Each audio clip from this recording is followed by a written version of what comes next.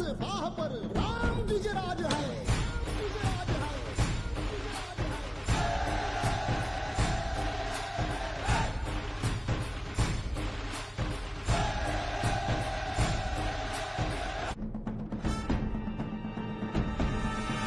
तेजतम अंश पर कन्नजमी कंस पर धूमलिच्छ वंश पर शेर शिवराज है। जय भवानी, जय भवानी, जय शिवाजी, जय शिवाजी, जय भवानी, जय भवानी, जय शिवाजी, जय Shivaji. Puneet. Welcome to my show, Valor and Wisdom. My name is Puneet Singh Mehra, and today again I'm here with our special guest, Jay Chauhan, who is the author of Love in the Empire. Mr. Chauhan, how are you? Good, good. Pleasure to meet you again and look forward to the episode for today. Thank you so much, Mr. Chauhan. So today I'm going to tell you about the great king of India, the Maratha, or you can say the founder of mighty Maratha. So let me tell you, it's about in 16th century when the Mughals' cruelty at its peak, the persecution, the killing of the people, either it's a male or woman, rapes, destroy of temples, universities, all books have been burned. Literally, like there are bloods flowing everywhere. That time, a great leader was born. On February 19, 1630, Chhatrapati Shivaji Maharaj was born to Sahaji Bhosle and Mother Jijabai in the fort Shivneri. Sahaji was in the service of Bijapur Sultanate and the Mughals are already there. Shivaji was very close to his mother, who installed him a strict sense of right and wrong. And by childhood, Shivaji Maharaj was the great leader. Kanaji Jadeja and Baji Paskala was appointed to train Shivaji in martial arts and military. And Shivaji Maharaj also is very smart king, is very cunning, he is very good in medical and the histories and even in the philosophies. By the age of 16, Shivaji understand the power of Sanatan Dharma. But the thing is, they need a guidance. Shivaji managed to gather a band of fiercely loyal Maratha men and women and start conquer nearby land. By 1641, Shivaji Maharaj captured Kondana and Bijapur kingdom and controlled the southern part of Pune. By this, the Sultan of Bijapur, he was getting very angry against Shivaji Maharaj. In 1659, he sent an army of 20,000 under the commandership of Afzal Khan to defeat him. So as Afzal Khan used his cowardness trick, and Afzal Khan is like 7'5" guy, he's like twice size than the Shivaji Maharaj. He invited Shivaji Maharaj as a trick for a peace meeting, and Afzal Khan tried to kill Shivaji Maharaj. But as a Maratha, Shivaji was one of the most smartest king. He dug out his tiger dagger and put it inside the Afzal Khan.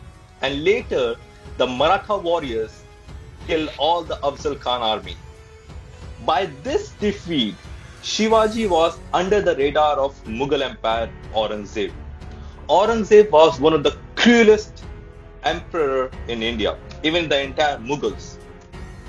Aurangzeb ordered his viceroy, Shaista Khan, to take around 150,000 militaries to kill and defeat Chhatrapati Shivaji Maharaj. But Shivaji was very excellent in guerrilla warfare. At night, Shivaji counterattacked Shaista Khan. By this, Shaista Khan lost all his finger and he ran away from the battle. By this one, Aurangzeb got very angry against the Shivaji Maharaj. So what he did, Aurangzeb sent Mirza Jai Singh to fight against Shivaji Maharaj, in which Shivaji Maharaj got lost, but he never lost his spirit. By this, Shivaji Maharaj rendered his 23 forts and he has to pay lots of money to Mughal Empire. Again, the Aurangzeb used his cowardness. So he invited Shivaji Maharaj and his son, 8 years old, Sambhaji Maharaj, and captured them at the fort. But Shivaji again used his mind and he escaped from the fort in a flower basket. And this is the mistake that what the Aurangzeb did. And by this, the Shivaji Maharaj and the Maratha warriors got very fierce. They started expelling all the forts from the Mughals and they converted them into a Hindu Swaraj. In 1967, again Aurangzeb sent his general Daud Khan and Mahakal Khan to subdue Shivaji. But again they were defeated by Chhatrapati Shivaji Maharaj. By this defeat, Aurangzeb got very angry. He never understood the power of the Shivaji Maharaj and the Maratha. And we say in Marathi, which is like, Koni chukat asal tar, taila satachi wat dikhava, ani koni nadla tahar, taicha Marathichi jat dikhava. It means, if you want to see the direction, we will provide you the truth. But if you mess with the Maratha, we'll show you the spirit of the Marathas. And on June 6, 1674, Shivaji was crowned king of Maratha Empire in a proper Hindu ceremony by Vedas, Puranas, and he get that title of Chhatrapati Shivaji Maharaj. And Chhatrapati means the king of the public. This is Chhatrapati Shivaji Maharaj. And by 1646, in 1646, Chhatrapati Shivaji Maharaj started as 4 forts and 2,000 soldiers. And in 1680, Shivaji Maharaj captured 300 forts and 100,000 soldiers. As Chhatrapati Shivaji Maharaj only has one dream, and the dream is like, first I will say in Hindi, then I will translate in English. Apni dharti, apna raj, Chhatrapati Shivaji Maharaj, ek hi sapna, Hindu Swaraj. It means, our land, our rule. Chhatrapati Shivaji Maharaj only has one dream, Hindu Swaraj, Hindu rule. So this is the Shivaji Maharaj and the founder of mighty Maratha. And not the mighty Maratha, Chhatrapati Shivaji Maharaj was also known as the father of Indian Navy. He was the first Maratha warrior who established Indian Navy to protect the seashores from all the foreign invaders. And by this, the Aurangzeb and the Mughal Empire was in so much of fear against the Maratha warriors.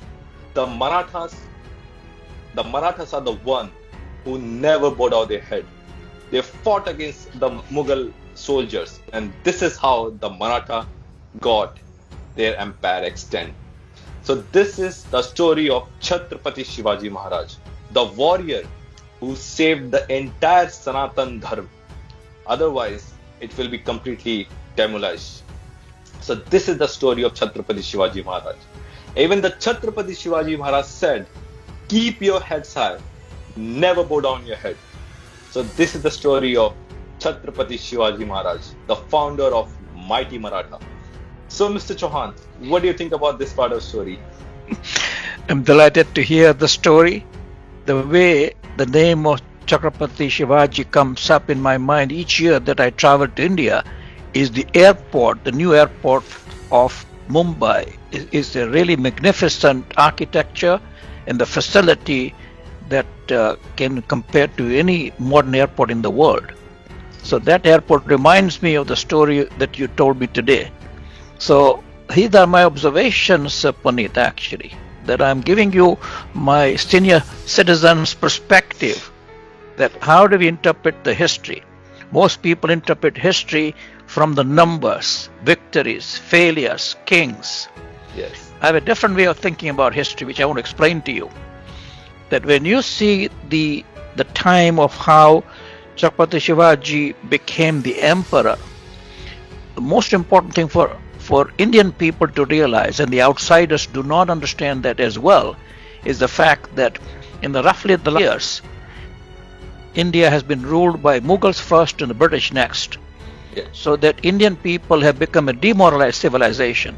So I want to analyze for you why we became a demoralized citizen. So when we come to Canada or England, why do you saw in my novel, Love in the Empire, I described the situation that our struggle to be recognized as equal citizens in the world. And why is it a challenge? Because in my view, first thing that we have to observe is the fact that we had the Marathas, Gujaratis, Punjabis, Sikhs, South Indians, Telugus, and so on, are within the continent, which is vast actually. Gujarat alone, where my ancestors come from, I live in Canada, you are now in Canada, but Gujaratis have a 90 million population, and the whole of the Britain is smaller than just one state of India. So it's Yes. a huge country, enormous potential that led in sciences, arts, medicine, philosophy, astronomy, which you pointed out in earlier programs in the history for about 1,500 years. Indian civilization was even older, almost 8,000 years old, and compares with the Egyptian civilizations, which has not brought to the attention of the rest of the world because of the subjugated history of India in the last 1,000 years. The most important way to understand our history is to understand that Indian people had a lot in common actually in the way they have created the Hindu civilization, which was a civilization of pacifism, that we get on with improving our inner self and not the outer self. That philosophy ended up not reducing the military strength of the people and determination, like Shivaji said, to protect Yes. the homeland. That we Yes. didn't recognize that we have more in common as Indian people from north with different colors from north to south than we have with the outsiders with different religions, different backgrounds, different colors. Yes. So when Europeans came, they established the white supremacy. When the Mughals came, they established the religious dominance of India. And now, with 80% of the population, very roughly, which is a dominant Hindu civilization, for the first time in 1,000 years, with Narendra Modi, has revived our strength and understanding of who we are as the people. When you hear the news today, the most important thing to notice is that when some terrorism happens, they never mention a pacifist civilization. India has a history of defending itself, Yes. does not have a history of aggression like other civilizations have. And for the modern world, it is very important to understand that this pacifist religion is a role model for the rest of the world. But we first have to understand that the outside world sees us as a separate one entity, and we did not understand that ourselves and allowed different states of India, almost over 20 states of India, to be different almost countries. And so Yes. the fact that we have something in common is only understood and felt, like you said, Jai Hind, is because we had a stage to understand that the outside world who came into India either through the Khyber Pass or through Mumbai by ship from the Europeans, that they impose a unity to the India instead of our recognizing it. That's one of the downfalls which we have to overcome in the modern time. So that's my perspective. And I think that I like the historians of India and the professors of India to understand that part of the history. That history is not made up of simply dates and the conquerors and the defeated people. It's made up of understanding how the world civilization is moving forward and what contribution did we make in the past, and then what contribution we could not make in the last 1,000 years, and what is the contribution we now have to make to show to the Western world in particular that dominates the world culture, that what we have done and what we are going to do. And what we see, the Indians around in the 25, 26 countries around the world, the Indian people are now excelling in every aspect of life, in sciences, in medicine, huge number of doctors in the Western world from India. Our engineering has moved up. The law, where I am in the legal profession, I was a deputy judge in this country. It is now the beginning of the time for us to assert our ability in the words, and we will now be using foreign languages. You and I speak different Indian languages. I speak a little bit Hindi and a lot of Gujarati, but we now have to perform in the English language because it dominates the rest of the world. That was my perspective. Pleasure talking to you. Sure. And It was good to do this program. Yeah. And Mr. Chauhan, I'll tell you one more thing. The best quality of Chhatrapati Shivaji Maharaj, I'll tell you. When the Mughals were there, all the Mughal soldiers raped women. They demolished temples. They burned out the books. Universities have been burned out. But as Chhatrapati Shivaji Maharaj, none of the single Mughal woman has been touched. None of the single mosque has been destroyed. And none of the religious books have been burned. And the Chhatrapati Shivaji Maharaj is the one who gave the slogans of all the religion will go to the same God. So this is the Chhatrapati Shivaji Maharaj, and he represents the Hindu Dharma of our country. Yes. Just a quick comment on that issue. Yes. That I think the Hindu people have treated women differently than other religions. I am married, an European woman, English woman. I'm married, and no hanky-panky, if you like, unlike many American or English people. Yes. And that devotion is a part of my ancestry, my religion, and not because I'm religious, it's because of a tradition of respecting women. Yes. And that's why in my mentorship group as a lawyer, I support a lot of women, because I think we have to recognize their role in history and their contribution now. And this is the time in history where we have to recognize the role that the women are equally important as men. Yes. Thank And you always so much. remember, the woman is the form of a worship. This is Yeah. what Chhatrapati Shivaji Maharaj taught us. And everyone wants to act like a Shivaji Maharaj, but no one has a single quality of Shivaji Maharaj. That's why we call him the Chhatrapati, means the people king of Shivaji Maharaj. Okay, Mr. Chauhan, take care. Thank you. Thank you. Yeah.